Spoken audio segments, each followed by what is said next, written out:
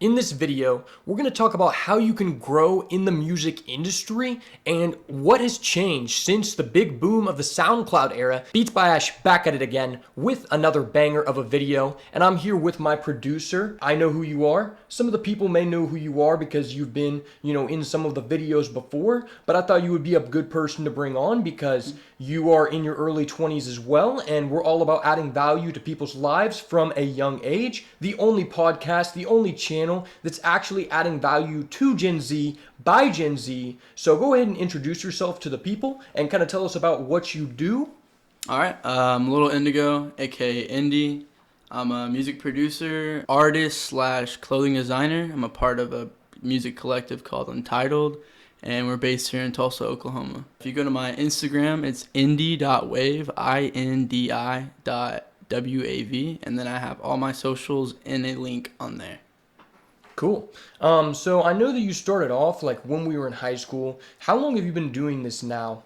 It's been about 4 years now, just past last May, 4 years. Okay.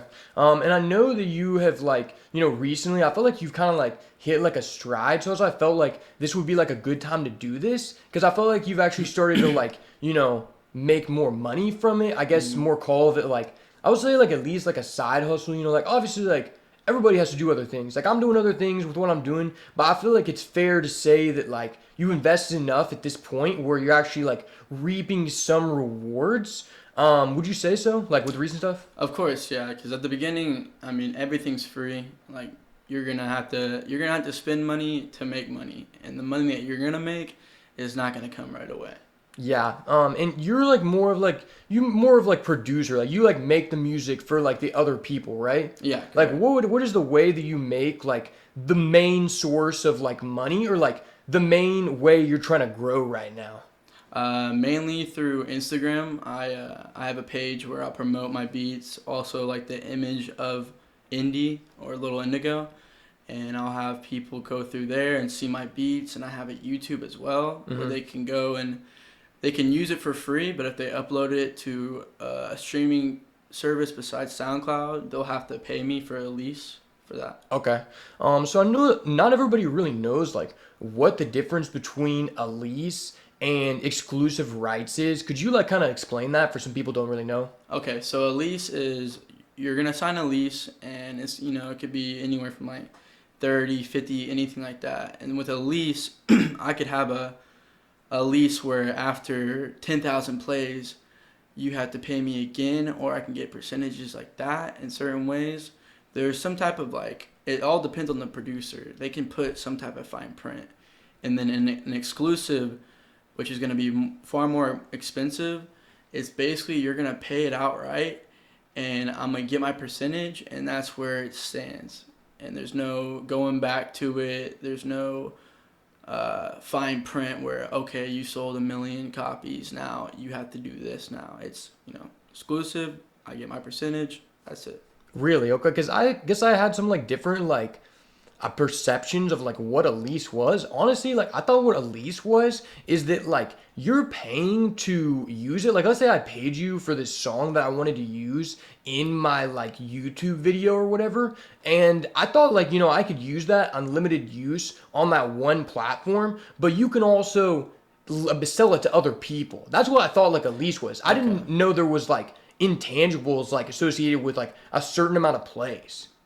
Yeah, so I mean, it could be anything. It's just like, think about a lease. So an apartment lease, bad example, but you're paying for it, and eventually you might have to pay for it again. That's like the easiest way to explain it. And with an exclusive, you're paying for it, and you're not gonna have to pay for it again. Yeah, okay, yeah, so I understood like what exclusive was, but like, so, you're dealing with a lot of people on Instagram, and like, we can make a whole nother video on like Instagram game because like, I've said this before, I feel like Instagram is like probably like the best way to like really like market yourself if you're doing like a service-based business, and also Facebook, because like I do a lot of stuff through Facebook. It's just kind of one of the biggest ways to like keep the government out of your like business right now. I feel like that's really important when you're starting off, and you don't need somebody calling you like from the IRS because you're not trying to start an LLC and they're going to come after you immediately, right? Yeah, correct. So like, how are you explaining to the people like the terms of the lease? Like, because these people, like, I feel like not everybody who is purchasing is necessarily like knowledgeable. Like, how do they sign a contract? Do you have a Google form or something? Like, Yeah, something like that. For the most part, though, like if I'm selling to a local artist, you know, they're in contact, so I'll just sell them the lease,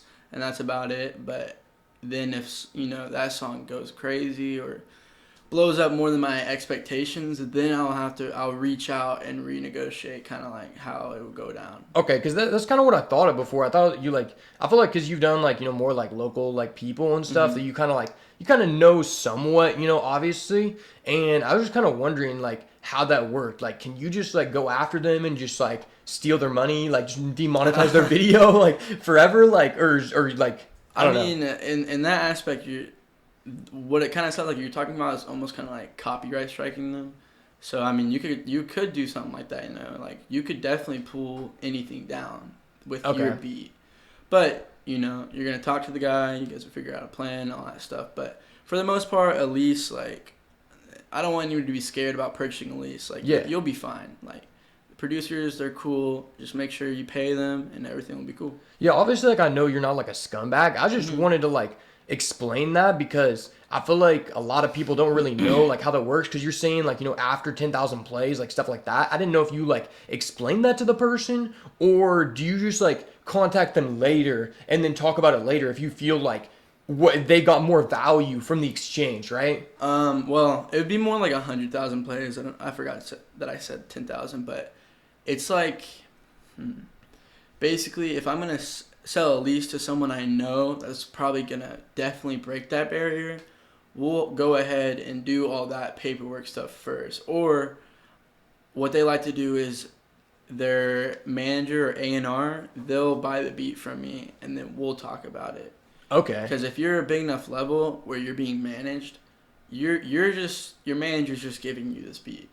Yeah, for sure. And then I'll just talk to the manager later on. Okay. So in terms of that, the best way to describe it is local artists, just let them buy it, have fun. If it's a major artist, management, they're in a team, I'll talk to their manager and we'll work something out.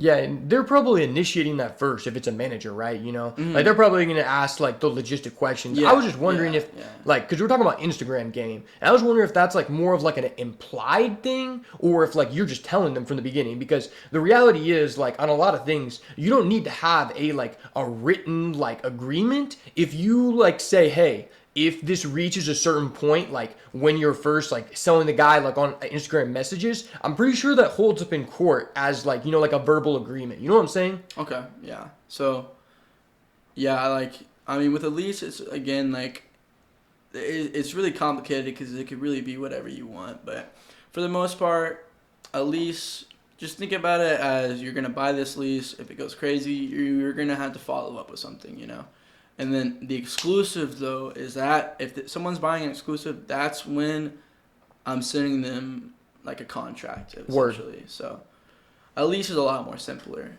Yeah, I mean, that was what I was thinking. Like, would you say you do like more like leases or more exclusives? Because I feel like a lot more people are interested in a lease. Lease for sure. Lease for sure. I've only had a couple of people ask for exclusive. It's like if they're established, they'll get an exclusive for sure. Because they don't want to lease, because that's where you can backdoor them, like, because I could be very vague about the lease and stuff like that. But that sounds really shady, but that's just kind of what they're thinking. That's why they want an exclusive.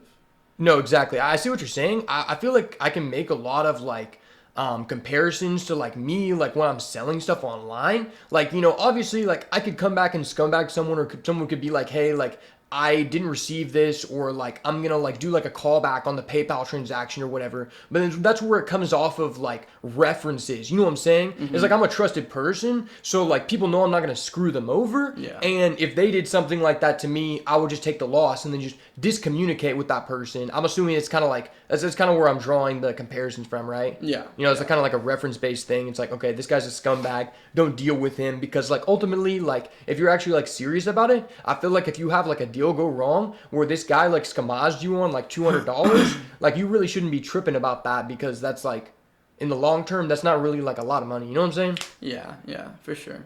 Okay, so kind of want to move on from that a bit. Are there any other ways that you are like, moving your services like besides Instagram or that are like kind of like mainstream? And talk about some stuff that people don't really know about. Like, what are the ways to like get out there? Like, give away the sauce.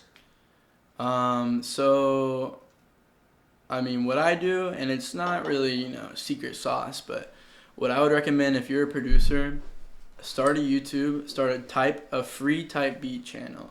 Pick an artist that's either established or up and coming. Find the market that's not too oversaturated.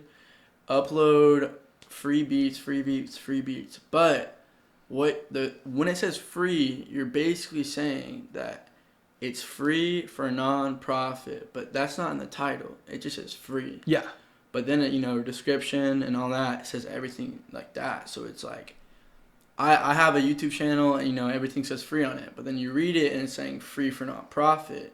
And then there's links to purchase a lease. So I would do that, especially just because, people are on YouTube even me. Like, sometimes I'll record my friends that are in the group, they'll go on YouTube, look up blah blah blah type beat, and it'll be like free, and if they wanted to upload it to a streaming platform that's not SoundCloud, that you make profit off of or make monetization, you have to purchase a lease. Facts. I mean, I'm glad you brought that up because, like, I feel like there's also, like, another layer to that game. Like, because back in the day, I remember, like, we used to do, like, a lot of freestyles. And I feel like there's a lot of people who, like, maybe they're not even, like, doing music, but, like, they are just getting, like, fucked up. They're just getting, like, high or drunk. And they're just, like, trying to do some freestyles with the homies. Yeah. And then you look up the free beats. You know what I'm saying? Yeah, exactly. That draws more attention, like, to the page. And I just didn't know if you ever thought about that when you're thinking about, like, uploading those type of beats, like trying to appeal to that audience, because I feel like that's low key like a untalked about like a way that you can get more people driven to the channel, right? See, that's like exactly what I mean. Is you want to find like the market, so you could literally name it freestyle type beat, and like what I post is Destroy Lonely type beat because I started it about a year ago, and that's when Destroy Lonely was just being heard of. I don't know if you're familiar with him, but he's really big now. He's signed with Playboy Cardi and stuff like that. And so I kind of hopped on that wave early to where now, like, on the ladder of those type beat producers, I'm somewhere at least above the middle. Okay. And do you use like a service or like a third-party application to see where like the SEO rankings are with that? Because like I know back in the day in YouTube, that used to be like really big, like the SEO, like using the keywords to like what's like popular right now. Like, do you like check and see where you're ranked? Because obviously when you search like Juice WRLD type beat, there's like a ton of people like who are also doing that same thing. Mm-hmm. And obviously, like, if you are not established, you're not going to be promoted on the recommended page, right? Like, did you take that into consideration with, like, when you're choosing that or no?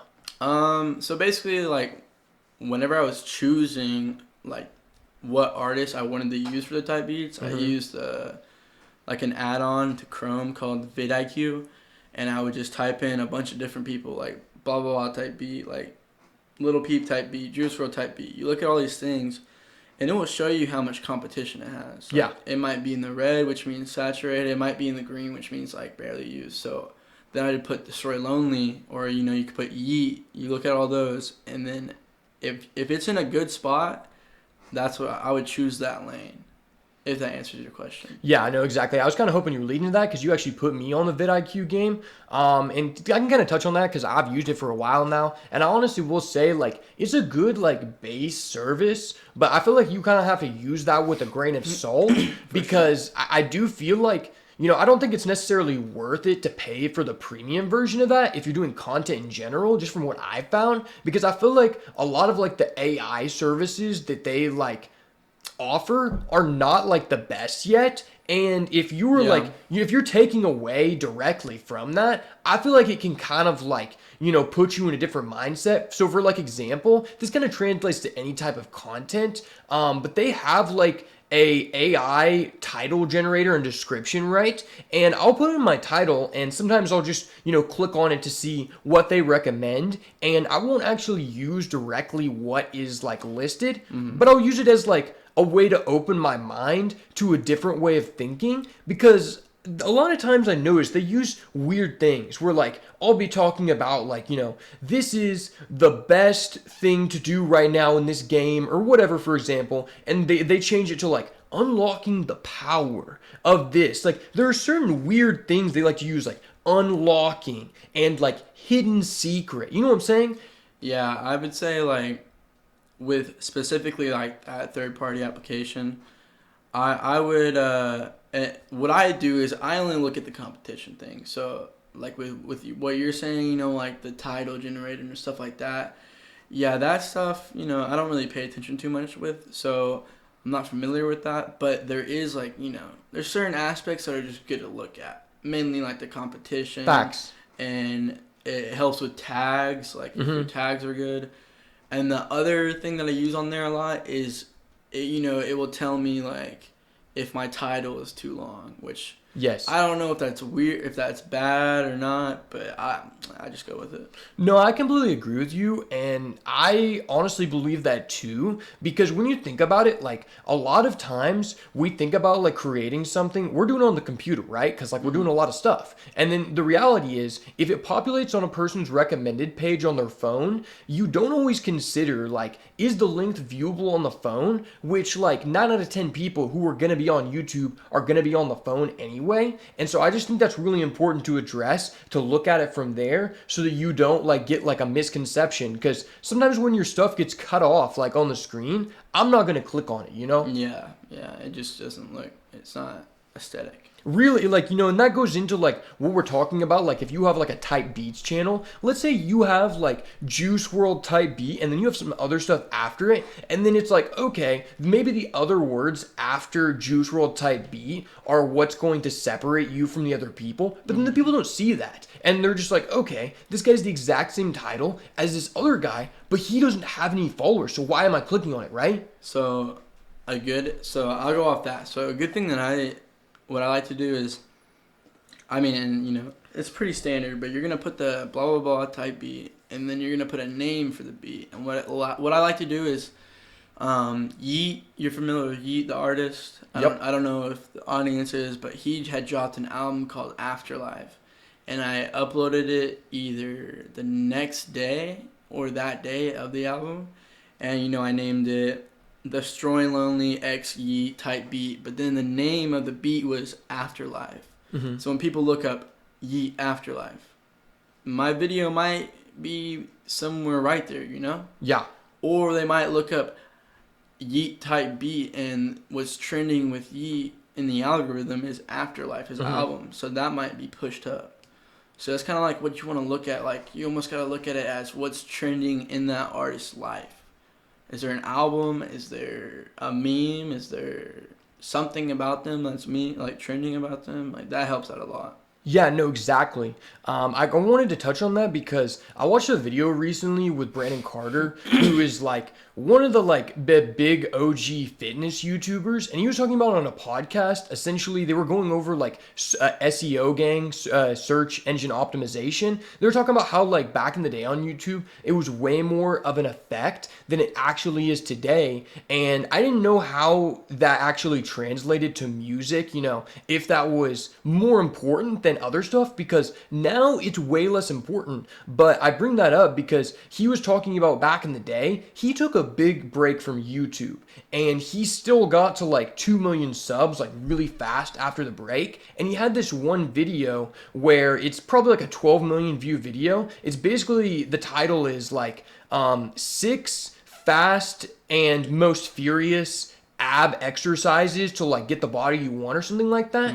And he was talking about like you can tell there's a difference on the effect of using SEO back in the day than it is now, because a lot of people didn't think too much about the title and why he was doing that. And he explained basically the reason he used those words was not because of like those being good for the abs like archetype or whatever you can call, but because Fast and the Furious 6 came out. And so because he used the words, fast, how to get abs 6 ways fast, and the most furious workout or whatever, whenever people would search for that movie, it would populate his ad video.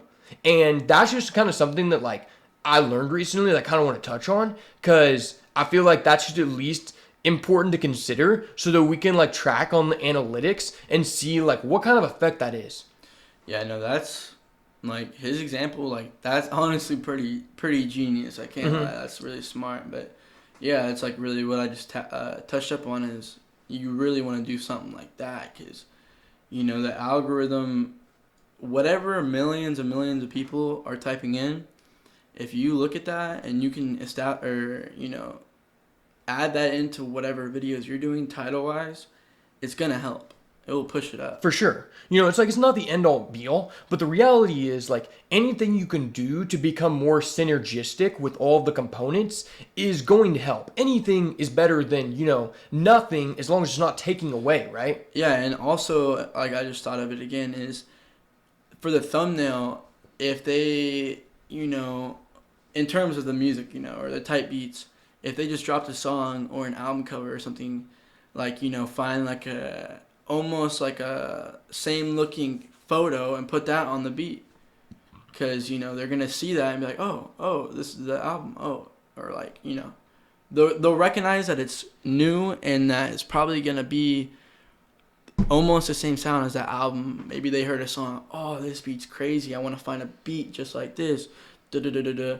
Oh, that thumbnail is literally the picture of the music video for the song I want or the beat that I want. Yeah, no, that's facts. Because like, I know a little bit about like rights and image likeness laws from like my degree, and like one thing I know for a fact is that basically if you use someone's like image and likeness in a way to where it's not like physically like giving away exactly like their brand, and it is I guess you would say necessary to convey the message, then that's for you. So like the best example of that I can give you is that like with the NCAA football games, they used to have like old school rosters or even in the Madden of like OG legendary teams, and they would use like players who were like famous back in the day in like the 80s, and some of these people try to like sue the EA Sports, and basically the courts just ruled that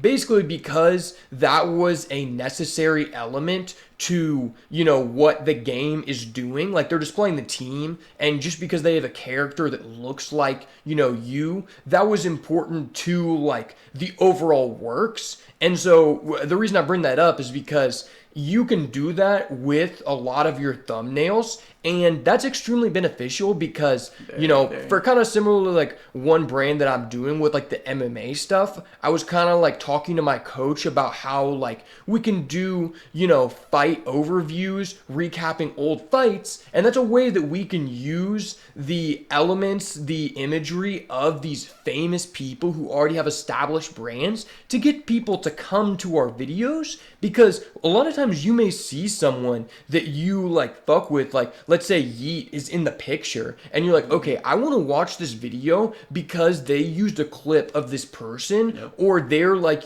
mixed in with the title and the thumbnail. And that is like something in music where I feel like it is a big part of the expressive works, and to where a lot of times, if you see the album cover picture on something, then that attracts you to it. It gives you like a call to action, right? Yeah, no, for sure. That's like you honestly explained it very in depth right there. Like that's exactly kind of the point I was making. Exactly, yeah.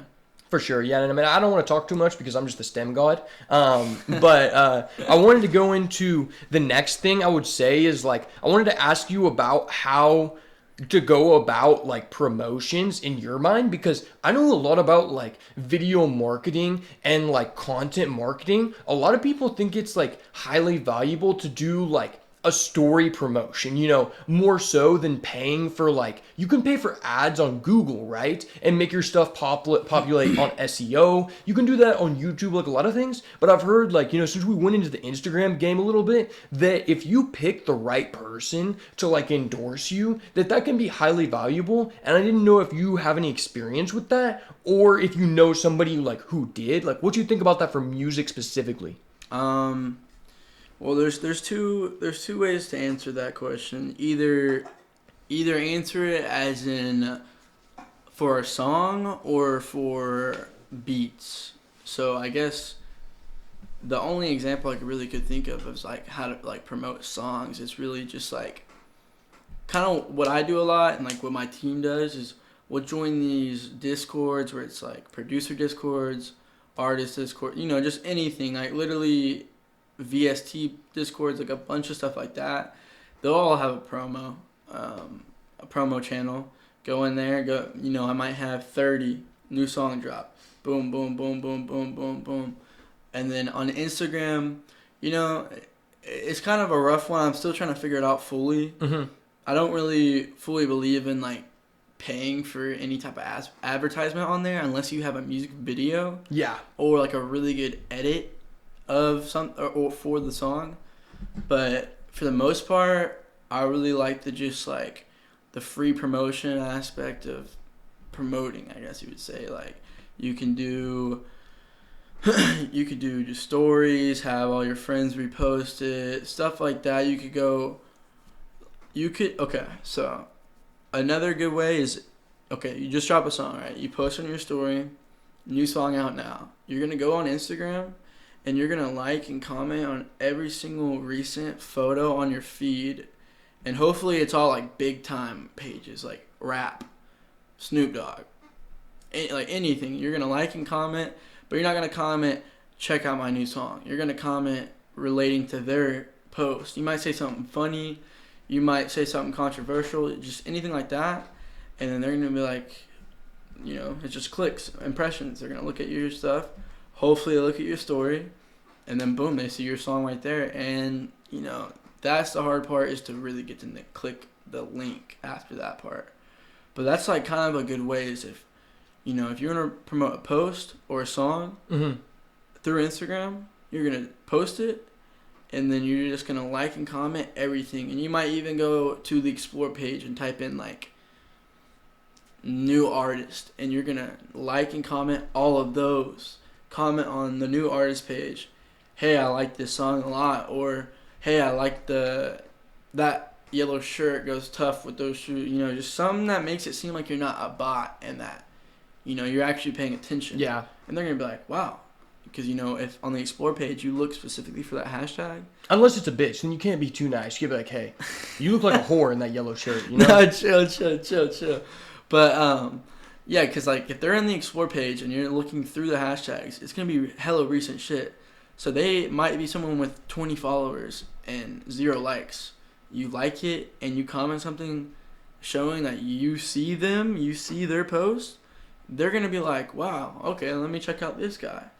That's my best tip for impressions. I don't know if that fully answers the whole promoting music aspect, but through social media, that's the best way. I know what you're saying. I feel like, I guess you're just not really like at like the stage to really be asking you that question. And that's kind of something we can come back to later, because I was basically just like wondering like what you thought like the value of like paying for a story post was, because like, there's that one guy that you and me have talked about before. His like name is like Bandman Kevo or something like that. You know what I'm saying? Yeah. And he like basically really talked about that. He was like, yeah, so I put like $100,000 into doing that. And he's like, that seems like not a lot of like, it does not seem like a lucrative idea. But then he was like, okay, I end up getting like $150,000 back over the next couple months. And I will agree with you. Like, I've done content marketing in school, and essentially I've found that free advertising is actually the most beneficial most times, because also you want it to be organic.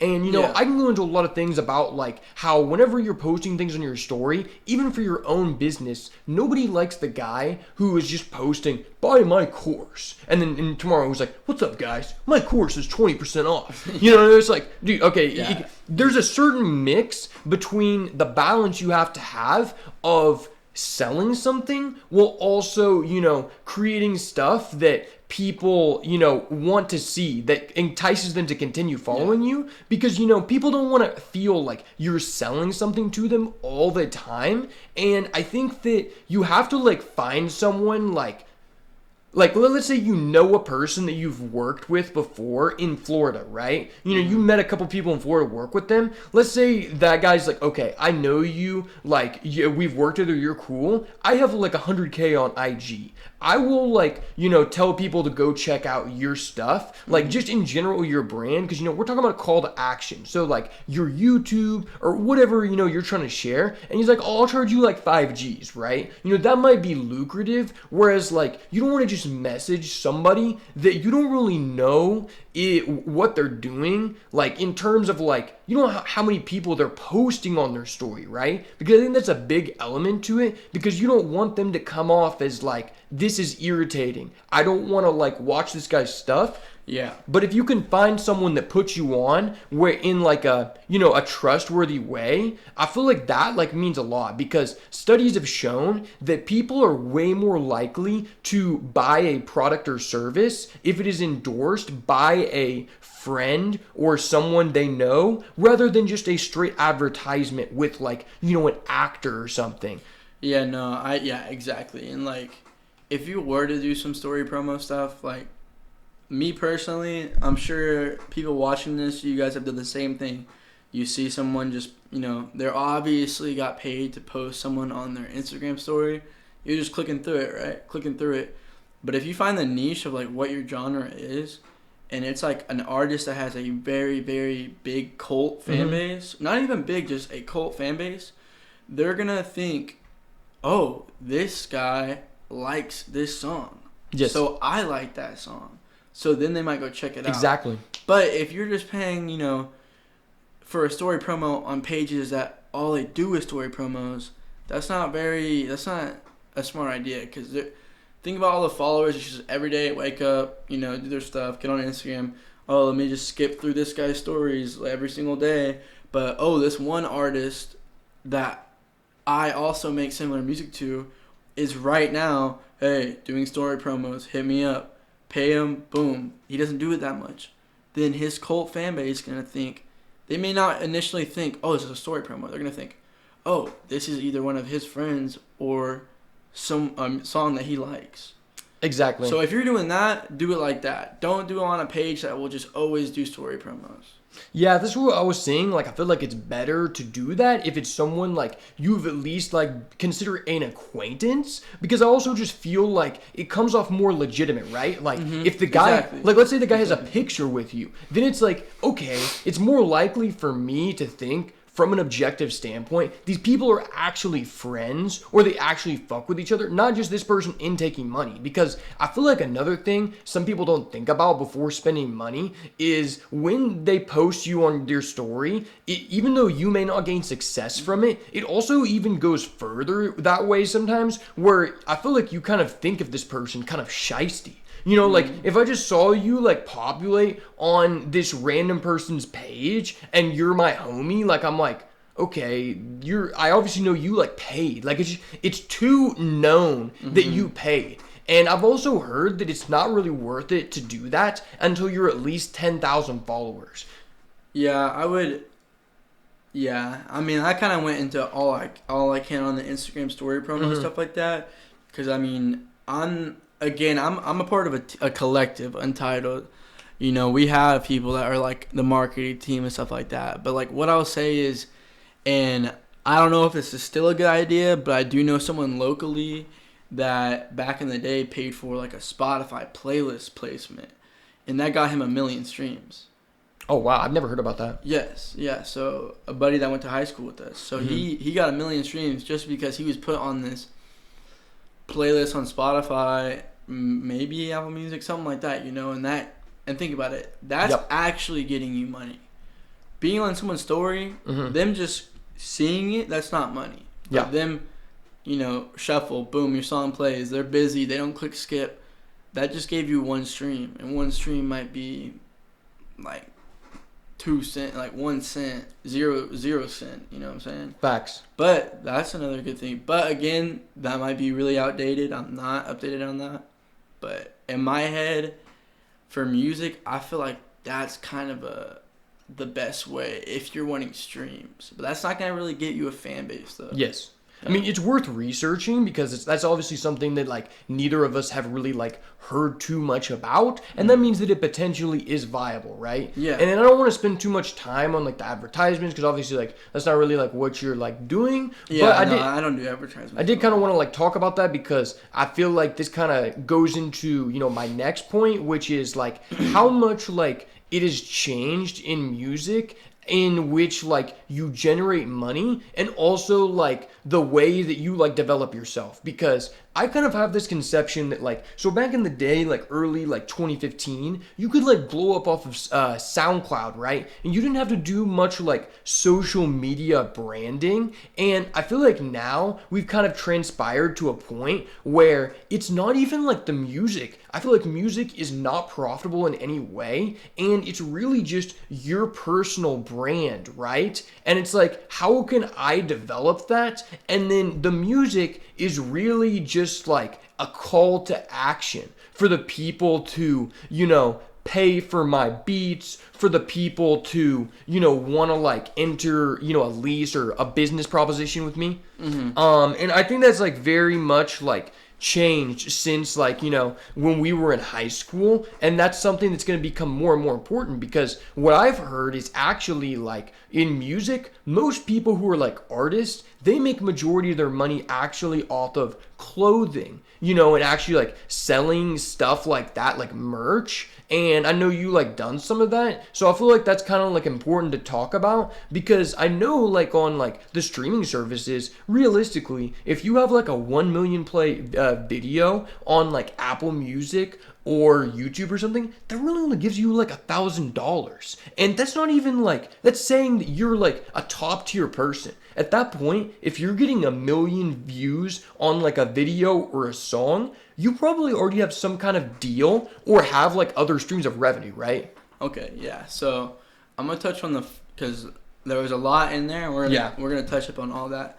At the beginning of that statement or question was, you were saying back in the day, it was just like blowing up off SoundCloud. What about now? So yeah, back in the day, you could easily blow up off SoundCloud, but nowadays, and the people that are producers watching this, you guys all know this now. So there's beat makers and there's producers. Now there's a third thing. It's called a loop maker. So what they're doing is they're just spamming melodies all day long, and what they're trying to do, because they could connect through Discord, they can connect through someone like an engineer or someone that's established, or even on a record label. Yeah. They send their loops, they give that to their producers, or send it to a producer. They cook up on the loop, they send that to an artist. Well, boom, you get a cut, and all you did was just make a melody and send it out. And a lot of people really hate how that's like how it works nowadays. They think like, it's really really lazy or annoying that's how it is nowadays, but it's just evolving and stuff like that, because what could also happen that really sucks is someone gets sent a loop, they make a beat on it, they send it out, get an artist on it, huge artist, it's gonna be on the album, turns out 5 people made that melody. There's no reason 5 people should make a loop. A loop is literally maybe 2 people max, which is, even then it's like, damn, I gotta split a percentage with these 2 kids just for a melody. Like, so a lot of people are getting mad about that, and so that's kind of how, but that is how a lot of people nowadays are getting not blown up, or like they blew up, but they're getting their name out there, and so they're saying, oh, hey, I'm on that album, and then now all these people are following them like, yo, you made that beat on so and so's album. All I did was make a loop. Somehow they got it sent out, and yeah, it's like that's in my head. That is, if you're just a straight producer or like a loop maker, beat maker, whatever it is, that is your best way of getting recognition fully. If you're just like a loop person, just making loops, like that will definitely get you placements. Placements is when you just get a song on an album, That's a placement. So when you have a placement, are you recognized? Like, let's say you're on the Drake album, like you made this loop. Are you shown as like one of the names on the album on Apple Music, or like I didn't know if that's how it works. I'm not really sure how Apple Music displays all the credits, but you are credited for the song. Okay. Because I didn't know if like I feel like I've seen this on some of like the big people where since they did an exclusive rights, they don't even have like the person. It doesn't say like prod. You know, a lot of the music you see prod dot. That's not. So I didn't mean to cut you off. That's not really necessary. You don't have to always do that. Okay. That's probably more of them using like a free lease or just like a free thing, but that's just the artist giving a shout out to the producer because also if they're dropping a song with a producer that's established and big, they want to put prod blah blah blah. Yeah. Because they're gonna be like, oh shoot, blah blah blah made that beat. Let me hop on that. Okay. Yeah.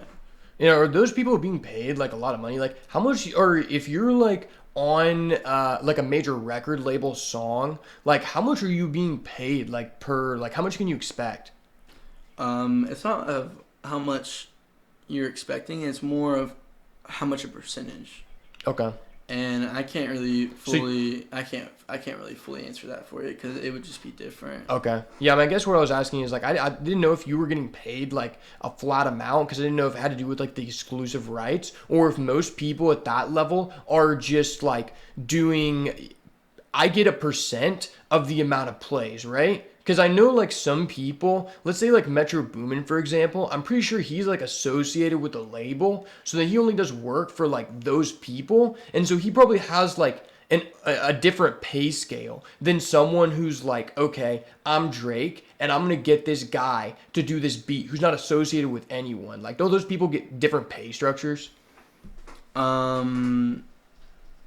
Yes, I didn't fully understand the question, but I think so, yeah. So, like, let's say you are a producer who's associated with a label. Okay. Don't you get paid, like, a certain salary or, like, some kind of, like, amount of money for, like, a number of projects? Yeah, I know. Yeah, if you're signed to a label as a producer, you're getting paid for different things than just, a placement.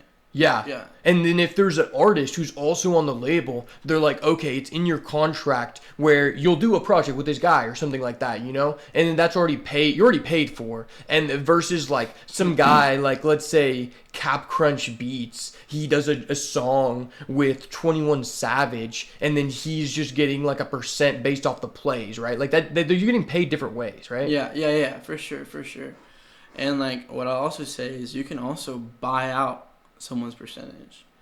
Like if a big, like say Drake drops it, boom, they realize, oh shit, this like nobody made that loop, we didn't know that, it's out, they don't want him to just like be getting a percentage. They might just like give you a crazy number in your face and say, let me buy you out, you get this and you get no percent. Like you can do that. Damn, I actually did not know that. Yeah, you can do that too. Okay. Yeah. So would you say like out of like the three like categories, I guess you were saying like you have the loop guy, you have the beat maker, and then what was the other thing you said? Producer, like what would you like categorize yourself like out of those three? I would say beat maker more than anything, but also a producer. Producer is more of like you're kind of creating the song with the artist. Like a beat maker, the easiest way to describe that is I'm at home, I make a beat, I send it out. And now that artist is, without me, I'm not in the room, and he makes a song on it. A producer is, all right, I'm with an artist, all right, I pull up the beat, and I help them create a song. Like that's kind of how a producer works. That's not like fully how it works, but like DJ Khaled. Yeah. DJ Khaled don't make beats. Yeah, he goes like this. He goes, all right, I want Future right here, and I want Metro Boomin right here, and they're gonna be in my studio, and you guys are gonna make this song, and it's gonna be on my album. He's a producer. Yeah, I've always thought that was kind of weird. It is Like, really weird. It is really how weird. you have some people like that. You have DJ Khaled. You have Metro Boomin. It's like the Metro Boomin album, and it's like feat these other people, right? And I thought that was weird because I'm like, wait. Anytime someone it's their song, I always think that their vocals are gonna be on the song, right? Yeah. Because it's like always displayed differently. So I've always kind of wondered about that. Yeah, it's music is a complicated industry, man. There's stuff that I still don't even understand like fully. Like I'm sure people are watching this and they've already commented like, oh, whoa, nope, that's wrong. Like it's complicated. Exactly, and I also feel like the beats just became like really competitive. I feel Oh, like yeah. there's like Oh, a yeah. lot of like young kids who are like trying to get into this, and it's almost like, okay, this guy could do like better work than like an older established person, and like in a lot of ways, I'd like to say less is sometimes more, especially recently in terms of like complexity of the work, Oh, right? of course. Less is like that is the key. Less is more. You always want to have, because basically you want to have room for the vocal. Think of the vocal as an instrument or a part of the melody. And if you're over, because when I first started making beats, I never had someone hop on it yet. So I'm feeling in it in my ear all these gaps where I'm like something is missing. So I would put too much shit. But what was missing was the artist. But then what you were also saying on like how these younger kids now, it's like beat making is very saturated. Like making beats is very saturated now. With loop makers, like you can go on Instagram, right? You see on their page, they literally say 13, 16, and they have all these credits. And you're like, how the hell do they have all these placements? Or they might have a photo of the albums they're on. Because they're loop makers. And they're at home making all these loops. And they're in these discords talking to like maybe a record label producer. And they're spamming loops in all these discords on YouTube. You can spam loop kits on YouTube. And these big time producers are taking those loops, making beats on them, sending them out. And now these little kids have placements. And like they're young, like they don't know. They might sign something that's not what a 32-year-old producer would sign. Like it's very like competitive because there's all these kids with so much more free time where they're just spamming loops. Like that's why people are basically in the producer community, loop makers are kind of hated on. And yeah.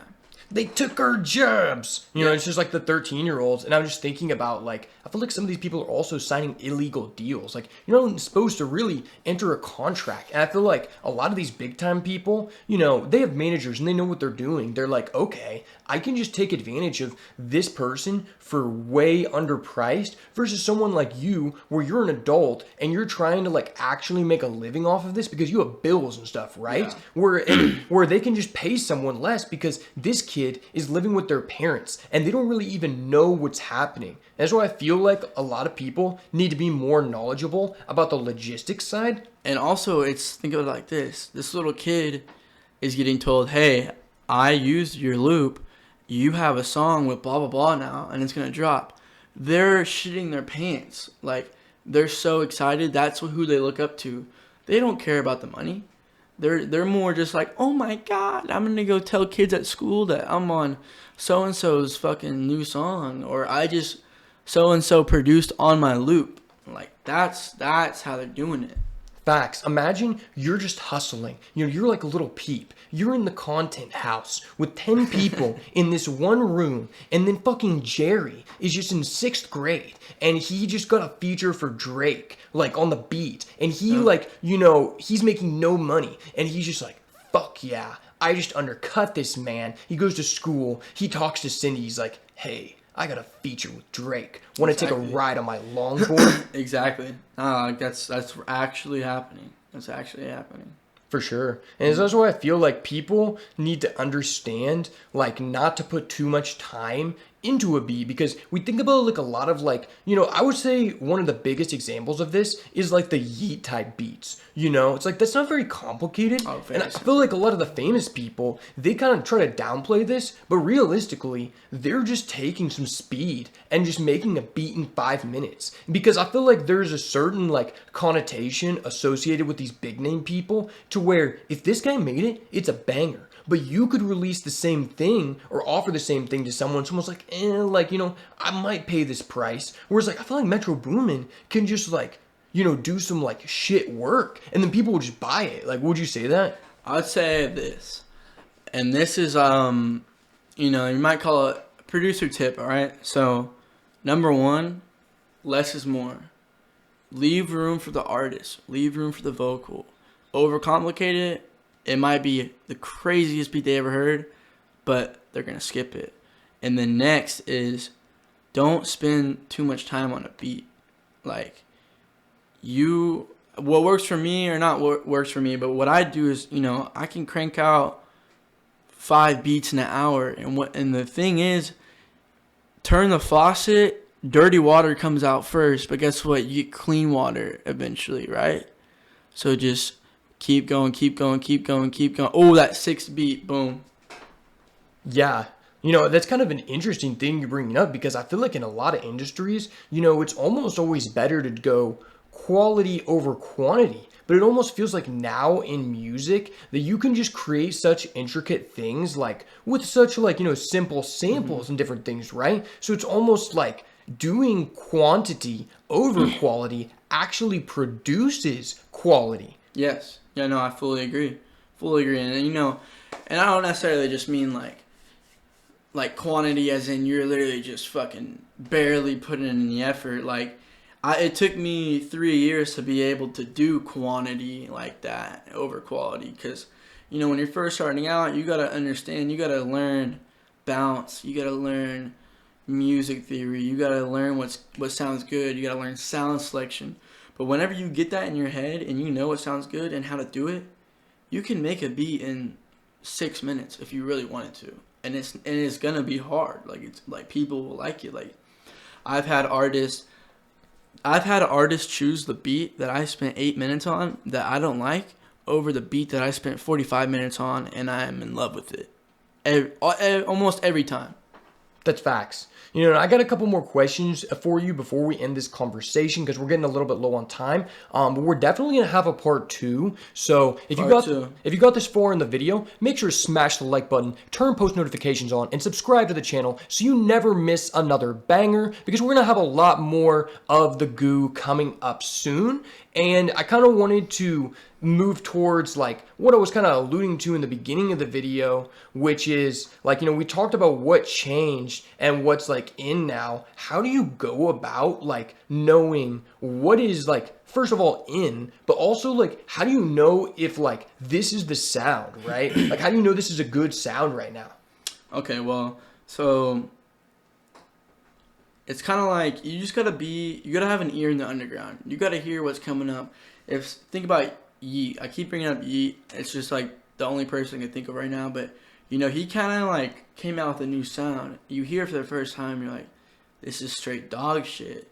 Then later on, you're like, wait, this is actually nuts, because you hear something new. You see something different. You hear something new. It's in all aspects of life. You're like, that's weird. But then you really, you keep seeing it, keep hearing it. You're like, this is unique. This is tough. So again, have an ear in the underground. See what's coming up. If like because in my opinion, genres are no longer a thing unless you're talking about like the default genres. There's so many subcategories nowadays that I can't even describe to you. Like, there's new jazz. You haven't even heard of that, huh? Like, there's just random stuff like that. So you gotta have an ear in the underground. You just gotta watch these artists. You gotta see these like artists that are kind of coming up. Who are they following?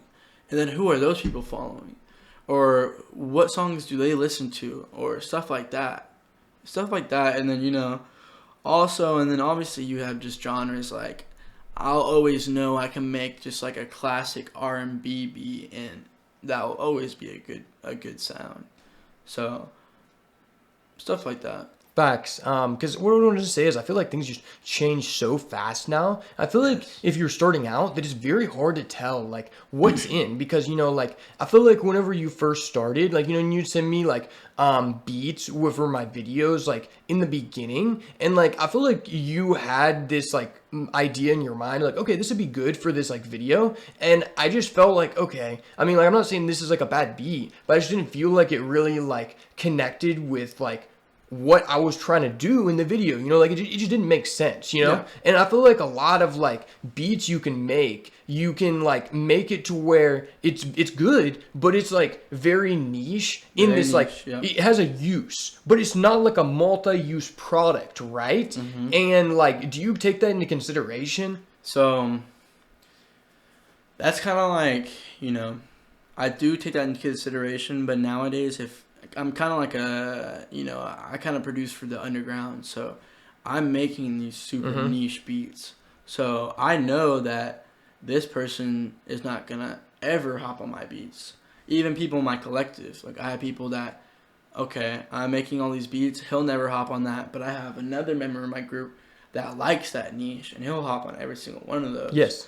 But again, I'm versatile, so I'll be like, let me make like a 3 beats for a style he'll like. Mm-hmm. So it's really like you just gotta know what audience you're producing for, or what kind of genre or subgenre you want, niche wise. I guess not genre, Yeah. but niche. What niche you're trying to do? What sound? So like in terms of like trying to grow, would you say it's like better to be like a very like segmented like one niche person because things move so fast, or you like just want to be like a versatile person? Like what do you think's better? Like if you're trying to grow. It's a good question. If you're just starting out and you're gonna take the YouTube path to try and get like placements or recognition, I would try to find a new niche like genre or sound that's blowing up, like an artist pool sound where it's literally like maybe 5 artists are known for that, and you wanna keep doing that, like that sound, Mm-hmm. because they're probably getting those beats from people they know in person. Yes. And so then they're gonna like look up their name on YouTube or something and see, oh, I have type beats out. Oh, this is literally a beat I would hop on, and it's hard as fuck. So it's really kind of like it's really hard to answer that question, because if you want it quick, I'd recommend pick a niche and spam it. But if you're just like in it for the long haul, I would say, just really find your sound and expand off that. Because what I did is I found what I like. I basically produce for myself. Yeah. Not as an artist, but for myself, what I like. And I have like almost, if you're a producer, you can almost hear someone on like a different producer's beats. You can kind of hear their sound or bounce in all of their beats. And that's how I am. I do know some people that only make niche beats. It's really it's a 50-50, man. If you want to really become a great producer, find your sound and expand off of it. If you were just wanting a fucking placement, if you're trying to speed run a placement or recognition, pick an underground niche and just spam it till it hits. Okay. And like a kind of last question on this topic, what is your like go-to way to like consume media to find like the sounds? Like, you're talking about like you're seeing, does this person like do they like, what people do they work with? Like, do you just watch like the top charts to like find like what's in, or do you like go to like YouTube? Like, do you have like a certain like preference to find what's like popping, what's next, right? Honestly, mainly Instagram is kind of like my main social media, but now I've been using Threads a lot more, which just came out from Instagram, and that's going to be like probably damn near the best way to do it. But also, I have people in my collective that are like really, really looking in the underground, and they'll put me on stuff. Okay. And that's a lot of stuff how I find out, like, oh, this new genre or this new guy is about to blow up. Tell me about it. 6 months later, that guy is huge. I'm like, you were right. Damn, you were right. Okay. So but But in terms of like, for the listener, if they're trying to do it, I would recommend Instagram and SoundCloud. Okay. Just go to SoundCloud Weekly. That everybody has that. Just listen. Just listen to SoundCloud Weekly. You might find something. That's very interesting because I feel like I just haven't used SoundCloud in a while. And I don't know how you feel about this, but I feel like you kind of have to approach the game a little bit differently now because I feel like a lot of the platforms, like I used to be like a big music guy and now I'm more into podcasts. And like we've seen recently, like YouTube has put a bunch of money in promoting podcasts, Yeah. And I feel like music used to be like that thing, right? And so I feel like you kind of have to like do more now, to like get it recognized because the way that you're pushed is just different. Yeah, I would say, they are definitely pushing podcasts. Podcasts have been around since we were kids, but now it's like almost a viral thing to do. Like it's almost a trend to do. Like it's crazy how popular it is. But for like, you're saying like instead of the pushing the music thing, I think that now instead of like letting that push the music, you gotta use all these short like TikToks, all that. Mm-hmm. What's like the term for that? Like the format. Short form videos. Short form videos. Those are honestly the move because those kids scrolling through, they're hearing all these they have sounds to it, then they scroll, boom, crazy visual, your song, the song goes crazy. You're like, oh shit.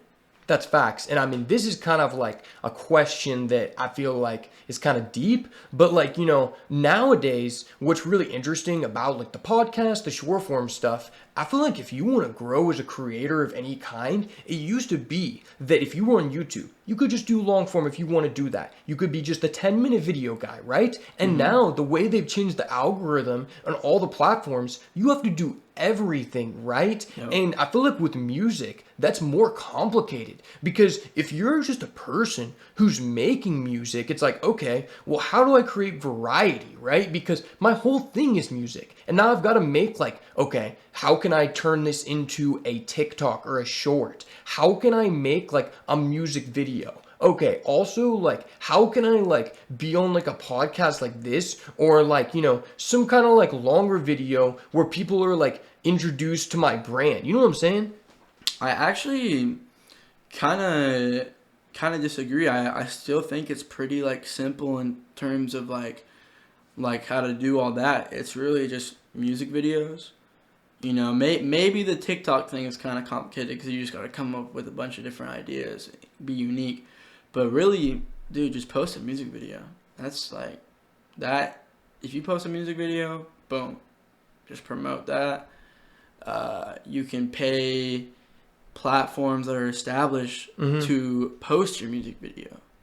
Like music video. Because guess what? They're hearing and they're seeing an image of who this artist is. And if they like the image and they like the sound, boom, got a fan. Okay, that's fair. Just because, like, I feel like nowadays the reason I don't listen to music as much and why I, like, tend to listen to more, like, podcasts is because since everyone is just always listening to content or watching content, you're always plugged in, I just feel like music to me is more of, like, a pleasure thing. And since I'm always consuming a lot of useless content, everybody's scrolling, I feel like I want to be learning. And that's why I kind of, like, resonate more towards, like, podcasts. And that's why I feel like if you want to attract that group of people, you kind of have to do more, right? I would say podcasts are for learning, music is for feeling.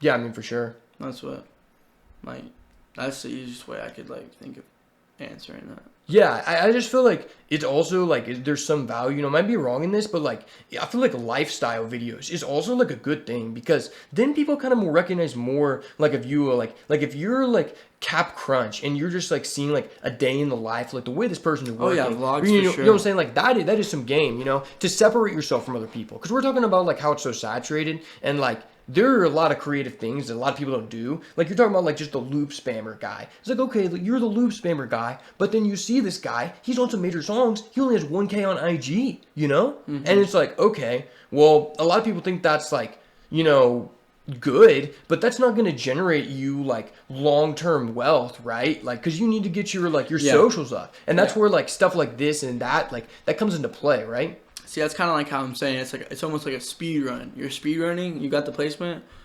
Okay, you literally just hit the climax. Now what? You just hit what you wanted so fast, and you have no like You didn't have a plan, right? you have no fallback. Like you just jumped up. You actually landed, but now there's no like walkway. It's just straight back down. Facts. So if you establish yourself, you start from the ground to the top slowly. You might make some skips, but you're not just gonna go from here to here, and then what? And then where do you go? Just straight back down. Facts, because I feel like there are a lot of people who they do like a one-hit wonder, and then it's like, okay, because you didn't have a plan to generate variety, because like I was talking about like on the IG stories, like nobody wants to see you selling every time. I feel like with what you're saying, let's say I get the feature on like a big guy's thing, I get the placement, and then it's like, okay, well you didn't have like it planned out to where after that you have something else cool to post. Like let's say you have like a post, like you get that 1 million like reel, and then like 3 days later you are losing interest because people came to you for that. And I feel like you have to have variety nowadays. I feel like it's just so beneficial if like 3 days later you had it lined up, I'm gonna post a picture with Future, or something like that. People are like, oh, okay, this guy does this and that. Like that is like what's gonna like make the people long term like successful instead of just a one time. Because I know there were some people that like we both like liked where they're like, okay, this guy, he had like a $3 million views song with this one guy. I love that guy, but I don't hear from him anymore because he's just like kind of falling off. Like they're just not doing anything, right? So I feel like that's important to have that plan. Yeah, you really gotta have like a good solid foundation, because if not, the house is gonna fall down. That is a very good way to put it. And last thing I want to touch on, which is how would you say is the best way to go about, starting the career with a minimal setup? Like let's say like you don't have a lot of money to spend, or maybe you have like a little bit of money, but like you don't know what to invest in. Like, do you get like a computer, or like, you don't have to explain specifically what you get, but like, I need a computer, I need a soundboard, like stuff like that. And like, do you need a software? Like, what are the core things that if you had somebody say, I just want to grow and learn and I have like a limited budget, what do I start with?